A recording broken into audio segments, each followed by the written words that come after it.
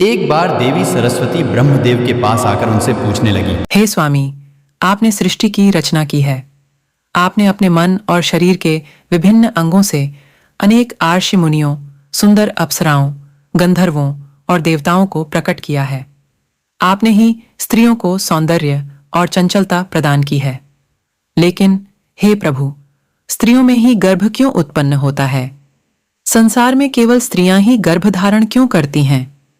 पुरुष और अन्य गर्भधारण क्यों नहीं कर सकते? इसके पीछे क्या कारण है? यह कष्ट, दुख केवल स्त्रियों को ही क्यों सहन करना पड़ता है? दोस्तों, वीडियो को शुरू करने से पहले कृष्णा ज्ञान चैनल को सब्सक्राइब जरूर करें। वीडियो को करते हैं शुरू। ब्रह्मा जी मुस्कुराते हुए कहते हैं, हे देवी, आपने बहुत उचित प्रश्न पूछा है। यह सत्य है कि संसार में सभी रोगों और कष्टों से बढ़कर गर्भधारण का कष्ट होता है। इस विषय में मैं आपको एक प्राचीन रहस्य सुनाता हूं, जिसे सुनने से स्त्रियों को गुणवान पुत्र की प्राप्ति होती है। देवी सरस्वती कहती हैं, हे प्रभु, मैं इस कथा को ध्यानपूर्वक सुनूंगी।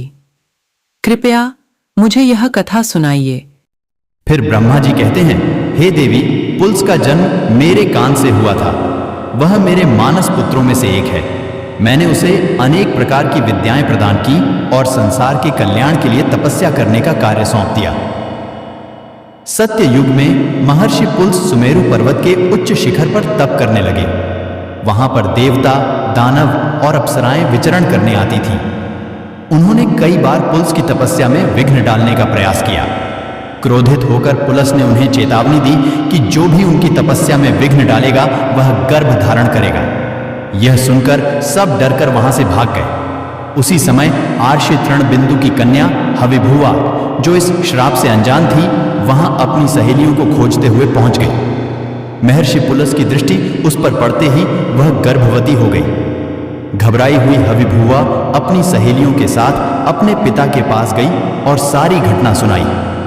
तृणबिंदु को बहुत दुख हुआ और वे अपनी पुत्री को लेकर पुलस के पास गए।